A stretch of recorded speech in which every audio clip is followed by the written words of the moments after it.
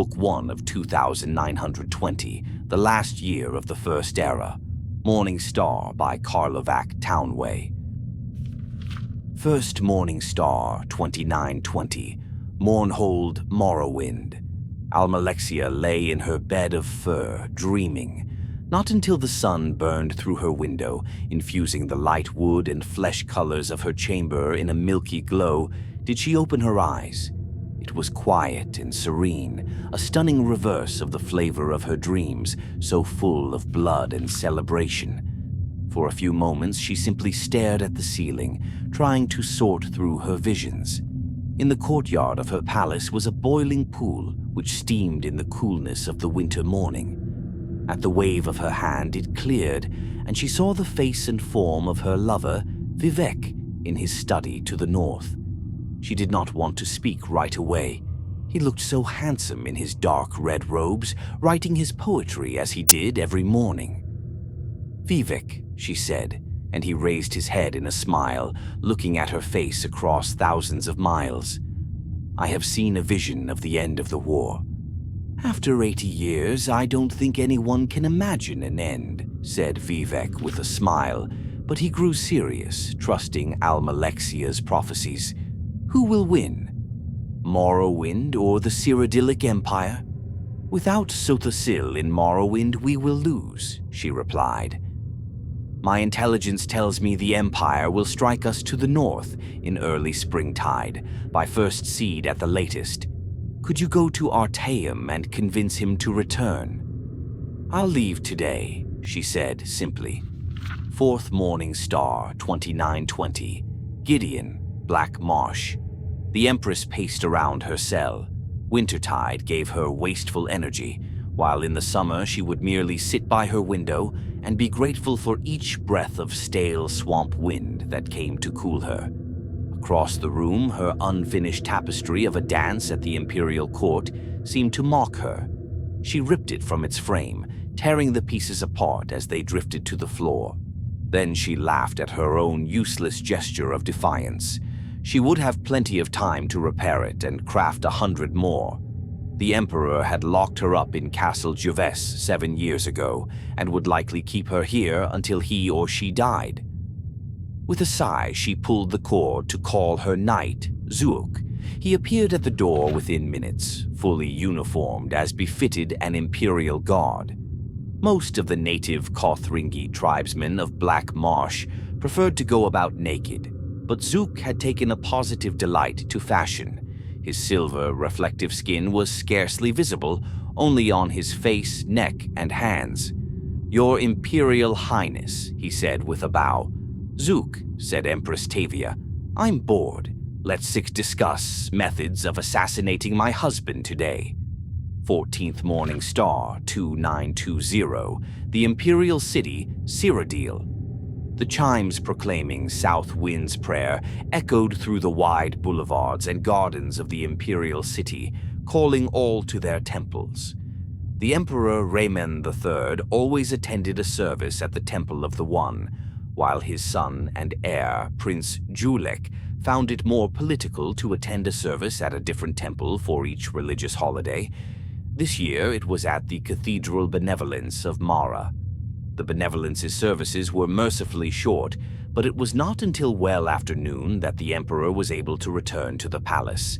By then, the arena combatants were impatiently waiting for the start of the ceremony.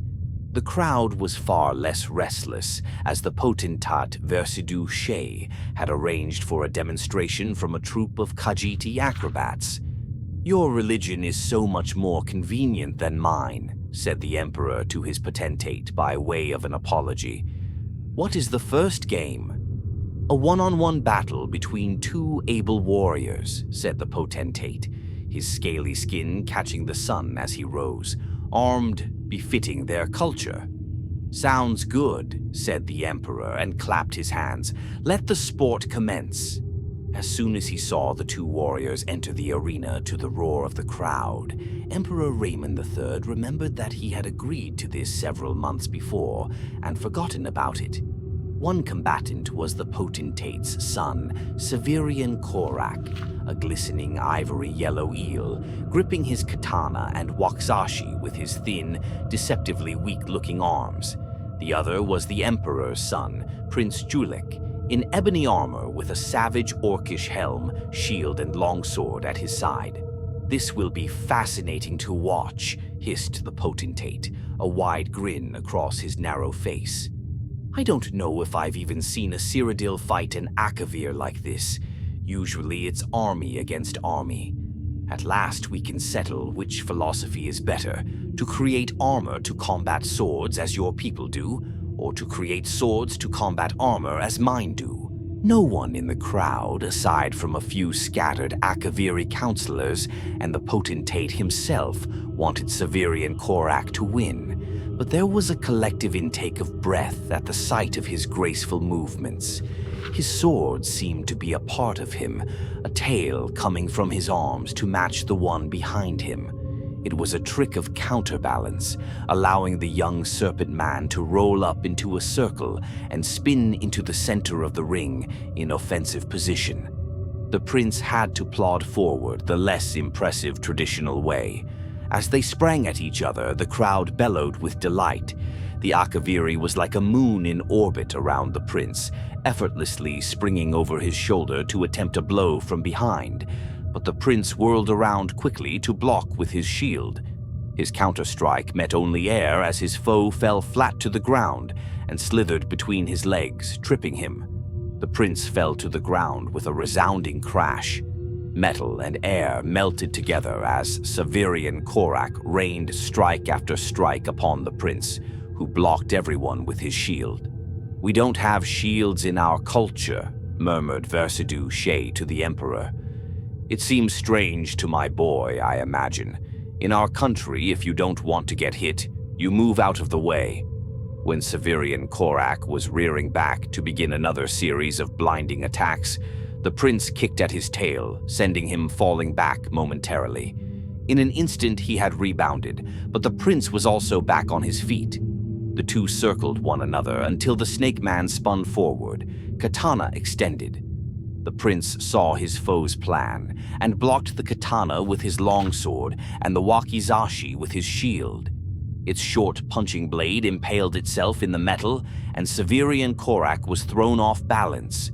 The prince's long blade slashed across the Akavir's chest, and the sudden intense pain caused him to drop both his weapons. It sick a moment, it was over. Severian Korak was prostrate sick in the dust with the prince's longsword at his throat. "The game's over," shouted the Emperor, barely heard over the applause from the stadium. The prince grinned and helped Severian Korak up and over to a healer. The Emperor clapped his potentate on the back, feeling relieved. He had not realized when the fight had begun how little chance he had given his son at victory. "He will make a fine warrior," said Versidue Shay, "and a great emperor." "Just remember," laughed the Emperor, "you Akaviri have a lot of showy moves, but if just one of our strikes comes through, it's all over for you." "Oh, I'll remember that," nodded the potentate. Reman thought about that comment for the rest of the games and had trouble fully enjoying himself. Could the potentate be another enemy, just as the Empress had turned out to be? The matter would bear watching. 21st Morning Star, 2920, Mournhold, Morrowind. "Why don't you wear that green gown I gave you?" asked the Duke of Mournhold, watching the young maiden put on her clothes. "It doesn't fit," smiled Turala. "And you know I like red." "It doesn't fit because you're getting fat," laughed the Duke, pulling her down on the bed, kissing her breasts and the pouch of her stomach. She laughed at the tickles but pulled herself up, wrapping her red robe around her. "I'm round like a woman should be," said Turala. "Will I see you tomorrow?" "No," said the Duke. "I must entertain Vivec tomorrow, and the next day the Duke of Ebonheart is coming. Do you know I never really appreciated Almalexia and her political skills until she left?" "It is the same with me," smiled Turala. "You will only appreciate me when I'm gone." "That's not true at all," snorted the Duke. "I appreciate you now. Turala allowed the Duke one last kiss before she was out the door. She kept thinking about what he said. Would he appreciate her more or less when he knew that she was getting fat because she was carrying his child? Would he appreciate her enough to marry her? The year continues in Sun's dawn.